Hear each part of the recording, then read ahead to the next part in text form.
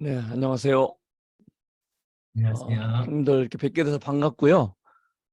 특별히 이 TNC 이름이 너무 좋은 것 같습니다. 저는 처음에 이 TNC를 누가 줬을까 그리고 이름이 너무 멋있다 생각을 해봤어요. 그래서 제가 몇 번 대덕교회 내에서도 TNC 자랑을 합니다. 그리고 청년들 만날 때도 그 바쁜 와중에도 일주일에 점심시간을 활용해서 캠퍼스를 위해서 복음을 위해서 기도하시는 우리 교수이자 그리고 형제님들 계시다고 이런 것들 우리 모임의 하나의 큰 도전이고 자산으로 이렇게 소개를 종종 해드리는데 형님들 오늘 직접 뵙게 돼서 반갑고요.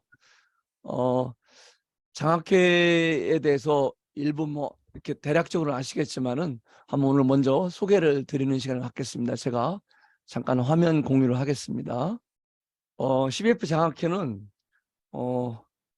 처음 이렇게 장학회 비전을 뭐 사실 제가 꿈꿔온 게 아니고요.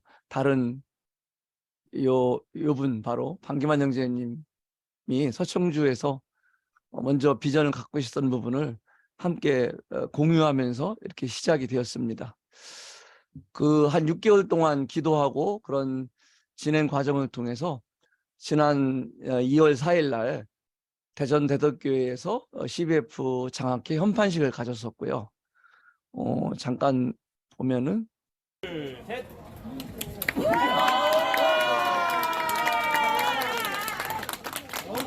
네. 박사님 기도해 주시고 그래요. 그럼 우리 같이 한번 기도 한번 합시다. 은혜로신 아버지 하나님 감사합니다. 여기 책임자 형제를 통해서 지난 21년 동안 매번 선교 사역을 잘 감당케 해주시고 많은 열매를 맺게 해주신 것을 감사드립니다. 고마워요. 이제 국내에 들어와. 네, 이렇게 시작됐고요. 저 CBF 장학회 비전은 이런 부분들입니다. 그 유학생 전도와 전도하는데 어떻게 이들을 장학금을 통해서 또 그들에게 실제적인 도움을 줄 수 있을까 그런 부분이고요. 두 번째는 국내 거주하는 외국인들 노동자들 포함해서 이런 분들에 대한 돌봄 사역 그리고 전심 사역자들 특히 그 한 국내 어려운 환경 가운데서도 전심 사역을 하시는 우리 형님들 자녀들 그리고 선교사 자녀들 도 어떻게 우리들이 좀 도울 수 있을까 이런 부분 그리고 더 나아가서는 차세대 크리스천 리더들을 어떻게 육성하고 지원할 수 있을까 이런 고민과 또 이런 고민이자 비전을 갖고 시작한 것이 CBF 장학회입니다. 저 이사진들이 계신데요. 제가 포따남이라고 했는데 이해 다 하시죠? 포근하고 따뜻한 남자들로 구성되어 있습니다. 왜냐면은 장학회는 사실은 좀 어머니가 부모님 같은 이런 단체여야하기 때문에 어떤 뭐 굉장히 뭡니까 엄격 뭐 어떤 세밀하고 뭐 따지고 뭐 이런 뭐 예민하고 이런 거보다는 조금 이렇게 퍼주기 좋아하고 이렇게 좀 그 한없이 나눠주고 싶고 이런 좀 이런 따뜻한 그런 사랑 이런 것들이 필수적이다 이런 생각을 해봤어요. 그런데 정말 놀랍게 이렇게 짧은 기간 내에 우리 저 포함해서 12분들이 이사진들로 모였고요. 그게 보면은 CBF 선교회에서 5분, 그 다음에 지역교회에서 5분, 그리고 교수회에서 2분, 이렇게 총 12분이 있습니다. 그래서 보면은 지역교회에서 저 포함해서요. 제가 이사장을 맡게 됐고 그 다음에 방기만 형제님 서청주교회, 그리고 이정배 형제님 광교남부, 유성식 형제님 대전 대덕교회, 윤종현 형제님 서청주교회 이렇게 지역교회 베이스로 계신 분들이고 그리고 우리 선우 형님 그리고 정화 형님, 이준도 형제님, 우리 또 신명철 형제님, 김평강 형제님까지 이제 CBF 선교회 베이스로 계시고요. 그리고 교수위에서 우리 임채만 형님, 전충환 형님 두 분이 함께 해주셨습니다. 저희들이 좀 정관을 만들었어요. 그래서 운영 지침서가 있고 세부 지침서가 있는데 이거를 좀 소개해드리면 더 좀 자세히 CBF 장학기를 통해서 어떤 일을 하려고 하는구나를 알 수 있겠다 싶어요. 그래서 첫 번째는 CBF 선교회와의 연관성이에요. 저희들이 CBF 선교회 내에 독립적으로 운영을 하지만은 CBF 선교회 내 기관이기 때문에 CBF 선교회의 정관 3조 1항과 5항에 목적에 연관된 사업으로 설립하게 되었고요. 첫 번째로 대한민국의 외국인으로 들어와서 유학생으로 공부하고 있거나 노동자로 근무하고 있는 자들. 두 번째, 대학이나 대학원 내 공부 중인 한국 지역교회 선교사나 전심사역자들의 자녀 중 경제적으로 환경이 어려워 교육비 지원이 필요한 자들. 셋째, 세계 복음화를 위한 기독교 차세대 지도자 육성 차원의 교육을 위한 지원이 필요한 자들. 이 세 대상을 목적으로 저희들이 장학회를 설립 목적이 있고요. 제 4주에 가면은 좀 구체적으로 그 실행 방법에 있어서 언급돼 있는데요. 어떻게 장학금 대상 지원 선발 지급할 건지 매년 2회 3월과 9월에 CBF 장학금 지급 대상자 추천 안내를 이사회에 공지해서 추천을 받고 타당성 검토 그리고 전체 이사회 의결을 통해서 지급하는 걸로 돼 있고요. 장학금뿐만 아니라 정말로 긴급한 상황이 발생될 경우에는 생활지원금도 지원할 수 있고요. 그리고 격려 및 위로, 문화 적응, 언어 학습, 한국 정착 프로그램 운영, 건강, 법적 도움 관련 지원, 기타 관련 행사를 진행하거나 지원할 수 있도록 하였습니다. 장학금 추천은 보통 저희들이 50만 원에서 최고 100만 원으로 정했고요. 정관상에. 그리고 CBF 장학금 추천은 이제 첫 번째로 CBF 교수회를 통해서 그리고 CBF 지역 담당 간사들을 통해서 CBF 장학회 이사진을 통해서 기타 필요가 있다고 판단될 경우에는 이사진들이 개별적으로 추천을 받아서 추천할 수 있는 이런 것들이 저희 세부 지침서가 또 있는데 세부 지침서 2항에 이렇게 명시되어 있고요. 그리고 이렇게 전부 추천을 받은 다음에 장학회 재정 상황 내에서 장학회 이사회를 통해서 협의를 거쳐서요. 최종 결정하는 그런 프로세스를 갖고 있습니다. 저희들이 2023년 지난 2월 7일 CBF 캠프 때 네팔 유학생 8년 차인 사실 만 8년이 지났죠. 그 러비나 학생이 특강을 했었어요.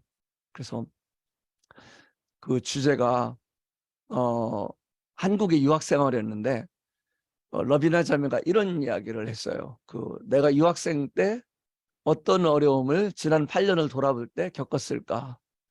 그런 것들이 이제 나온 이야기들이 언어 문제, 그다음에 학업 문제, 그다음에 경제적인 문제, 심리적인 문제, 법과 제도 관련 문제 이 5가지를 친구들과 이렇게 상의해서 이렇게 요약을 해서 발표를 한 걸 볼 수 있었어요. 또 하나는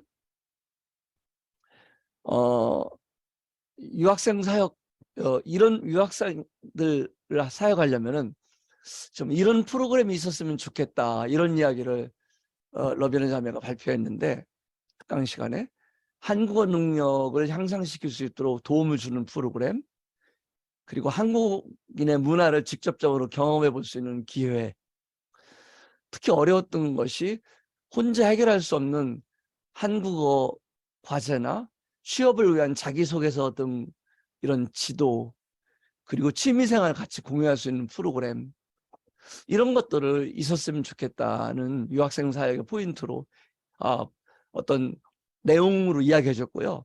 유학생 사역의 포인트로 이런 이야기를 해 주셨습니다. 먼저 복음을 전하려고 먼저 교회로 이렇게 이끌려 가지 말고 먼저 관심과 그리고 사랑과 섬김을 통해서 관계를 형성하고 그리고 다음에 복음을 전하고 그 다음에 교회에 참여시켰으면 좋겠다. 그래서 러비나 자매가 우리 시간 되면 같이 같은 학생인데 아니면 어떤 여기 같은 캠퍼스에 있는데 카페 가서 같이 차 마시자고 이런 이야기를 같이 카페 가자는 이야기를 여러 번 이야기하는 걸 볼 수 있었어요. 어쨌든 러비나 자매의 특강을 통해서 좀 많은 것들을 좀 생각할 수 있었고요. 장학회도 어떤 모습으로 유학생 사역을 섬겨야 할까? 우리 섬김 대상의 세 파트 중에 3분의 1 정도지만은 그래도 가장 먼저 우리가 우선순위를 두는 파트이기 때문에 특별히 관심을 갖고 그 특강을 들었고요. 그래서 저희들이 갖고 있는 이 장학회에서 지난 3개월 동안 또 해온 것이 이런 것들입니다. 유학생을 위한 한국어 그리고 한국 문화 길라잡이 이런 것들을 그냥 지금은 그 PDF 파일과 워드 파일에 이런 것들이 6개월 동안 3개월 동안 이 우리 유학생들 네팔 유학생들 3명이 힘을 합쳐서 특히 그 주관한 뭡니까 그 자매가 러실라 자매가 우리 잠실 모임에 있고요. 학부 과정에서는 국어국문학과 한국어를 전공했고 대학원은 서울대에서 그 인류문화학을 석사를 지금 마쳤습니다. 그래서 그 자기 또 어학원 1년 그렇게 만 7년 8년 공부하면서 또 친구들과 함께 이런 것들 수집하고 각종 자료를 수집하면서 유학생이 만든 유학생활을 하는데 가장 필요한 것들 한국어에 관한 것, 두 번째로는 한국 문화에 관한 것, 한국 생활에 관한 것. 예를 들자면 지하철을 어떻게 탈 것인지, 휴대폰을 은행 계좌를 어떻게 개설할 수 있는지, 우리 한국인에게는 뭐 당연한 것 같은데 외국인들에게 너무 어려웠던 것들, 이런 것들을 그 찾아가서 링크를 클릭만 하면은 유튜브 영상이나 아니면 관련 자료로 자세히 알 수 있는 이런 것들을 개발해서 이번에 보급을 했는데 제 꿈은 사실은 어플을 개발하는 거예요. 근데 많은 자금이 필요하죠. 그래서 어플을 개발하면은 왜 좋냐면은 우리 교수이나 각 지역 CBF에서 유학생 사역하는데 배급하고요. 더 나아가서는 전국 캠퍼스에 이런 것들을 배급해서 전국 캠퍼스에서 그 공부하는 유학생들이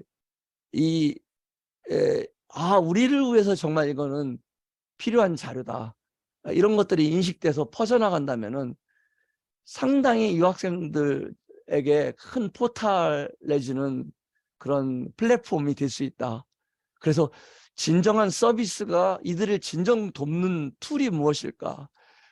가장 먼저 고민하고 좀 저희가 실천하면서 기도하면서 1단계로 만드는 것이 이 부분입니다. 장학회는 사실은 장기간 사역이에요. 그리고 장기간 사역이고 정말 비효율적이죠. 그리고 불확실성이 있고요. 그런데 하나님이 일이라고 생각하고요. 하나님 기뻐하시는 일이라고 생각하고 그리고 약속이 있는 일이라고 생각합니다. 제가 이 전도서 11장 1절과 5절 6절 말씀은 사실 2004년 아주 오래전에 약 20년 전에 네팔의 뉴 호라이즌 학교를 놓고 기도할 때 주셨던 말씀이거든요. 제가 이 장학회를 놓고 기도할 때 동일하게 주신 말씀이 이 말씀이에요. 너는 내 떡을 물 위에 던져라. 여러 날 후에 도로 찾으리라. 바람의 길이 어떠함과 아이벤자의 태에서 뼈가 어떻게 자라는지를 내가 알지 못함 같이 만사를 성취하시는 하나님의 일을 네가 알지 못하느니라. 너는 아침에 씨를 뿌리고 저녁에도 손을 놓지 말라. 이것이 잘 될는지 저것이 잘 될는지 혹 둘 다 잘 될는지 알지 못합니다. 정말 이 뿌리 어쩌면은 물 위에 빵을 던지면은 다 떠내려가잖아요. 이걸 이제 체리티 미니스트리라고 해서 구제사역은 정말 비효율적이라고 한도 끝도 없다고 이 선교 쪽에서는 정말 이 비효율성 때문에 쉽지가 않은 파트로 인식하고 있거든요. 그런데 분명히 여러 날 후에 도로 찾으리라. 어쩌면 저희가 다 볼 수 있을지 모르지만은 이런 약속이 있는 이 사역이라고 생각하고요. 그리고 이렇게 저희가 시작은 했지만은 이 태에서 아이가 뱃속에서 어떻게 뼈가 자라는지 뭐 알지 못한 것처럼 이 일을 주님이 원하시고 주님이 하신다면은 어떻게 이 일을 이루어 가시는지 저희는 다 알 수 없다는 거죠. 그래서 이것이 저에게 있어서도 큰 어떤 모티베이션이고 큰 동기가 되는 말씀입니다. 어쨌든 이런 지난 6개월을 통해서 주님이 또 하나하나 정말 귀하신 우리 12분 동역자들을 주님이 함께하게 해주셨고요. 그리고 또 빈손으로 정말 시작했는데 또 그 짧은 기간에 2천만 원이 넘는 또 장학금을 정말 많은 기도를 했거든요. 주님 뜻이면은 주님이 하시지 않으면은 이런 것들이 사람의 어떤 의지밖에 되지 않는다는 걸 너무 알기 때문에 마치 제가 선교지 가서도 그랬거든요. 주님 말씀을 붙들고 22년 전에 갔지만은 사실 선교사들이 주님 말씀 붙들고 가지만은 가서 정말 환경이 어려워지면은 많이 도전이 되거든요. 이게 정말 주님이 나를 부르셨는지 아니면 내가 감정으로 왔는지 내 의지로 왔는지 이런 장학기도 저는 굉장히 그 대덕교회와 함께 교회 가운데 기도 가운데 모든 장로형님들 집사형님들 성도들까지 만장일치로 그 긴 기간들 함께 기도하면서 참 쉽지 않았던 기간들이었거든요. 그런 기간들 교회 가운데 어떻게 제가 전심사역자로 또 천거를 받을 수 있을지, 그리고 또 1단계를 거쳤을 때 동시에 또 어떻게 이런 사역에 같은 비전을 잇는 분들이 함께 이사로 함께 해주실지, 세 번째로는 어떻게 또 이 필요한 돈이 채워질지, 정말 이 세 단계의 과정이 있었는데 주님이 정말 이 세 단계를 놀랍게 지금까지 이렇게 채워주셔서 주님이 장학기에 함께 하시는 그런 분명한 간증을 저는 이렇게 볼 수 있었던 것이 너무 저에게 힘이 되고요. 또 감사가 되는 제목입니다. 그래서 첫 수여식을 생각보다 이렇게 많게 10명에게 줄 수 있게 되었습니다. 특히 이 교수에서는 어쩌면은 이 유학생 사역에 포커스가 맞춰져 있겠지만은 사실 장학기를 보는 뭐 여러 다수의 이런 지역교회에서의 관심은 이 PK와 그리고 MK에게도 좀 있어요. 그래서 이런 부분들 들으시고 이게 단순히 CBF 사역이 아니구나, 어떤 유학생 사역만이 아니고 정말 한국 교회에서 꼭 필요한 사역이구나, 이런 이야기들을 하시는 분들이 계셔서 이런 부분도 적은 명수지만은 함께 이렇게 구성될 수 있어서 감사가 되었고요. 10명이 신청해서 이렇게 지원을 하게 됐습니다. 마지막으로 저는 이제 하나님의 선교가 이 미시오 데이라는 말 다 아시지 않습니까? 라틴어로 미시오 데이라는 건 참 많은 의미가 있다고 생각합니다. 우리는 어느 단체가 아니면 어느 교회가 아니면 어느 개인이 책임자가 이거를 한 부분은 사실 책임받고는 있지만은 중국에는 하나님의 선교라는 사실이죠. 그래서 이 하나님의 선교라는 부분이 참 굉장히 큰 저는 중요한 의미라고 생각하거든요. 그래서 주체가 사실은 어느 한 지역교회, 어느 한 선교사, 어느 한 개인, 어느 한 기관이 될 수 없고 주체가 하나님이다. 그리고 그 하나님의 선교를 여러 기관과 여러 사람들이 하나의 퍼즐과 같이, 하나의 부속과 같이 우리는 연결돼서 마치 포털과 플랫폼이라고 생각이 돼요. 이런 역할에 있어서 어떤 교수위와 장학회 역할도 그런 역할에 주님이 사용하셨으면 좋겠다. 그래서 장학회가 드러나지 않고 정말 이런 여러 곳곳에서 특히 교수위에서 또 CBF 이런 지역 CBF 그다음 캠퍼스 사역 이런 것들을 하는데 좀 활용되어졌으면 좋겠다. 그리고 요즘에 더 환경적으로 선교회로 직접 이름을 걸지 못할 상황이 앞으로 더 돼갈 거거든요. 이번에 특히 신천지 이후에 이 정명석 이 사건 이후로 더 강화되고 있는 이런 캠퍼스 상황에서 어쩌면은 더 CBF 선교회로 이름을 걸지 못할 때 CBF 장학회로 그렇게 활용되어져서 캠퍼스 사역에 또 활용되었으면 좋겠다. 이런 여러 장학금만이 아니라 여러 지원들 그리고 아까 얘기한 그 툴, 유학생 길라잡이 정말 이것으로 해서 꼭 기도해 주셨으면 좋겠어요. 지금 저희가 1차 아웃풋을 여러분 뭐 이렇게 형제님들한테 각 교수의 지역 CBF에 올린 거고요. 이것이 어플이 돼서 되려면은 첫 번째로는 이 일이 확실히 정말 필요한 부분인가. 두 번째로는 이걸 필요한 경비를 위해서 주님이 또 채워주셔야 되는 것. 그리고 이걸 또 관리해야 되는 것.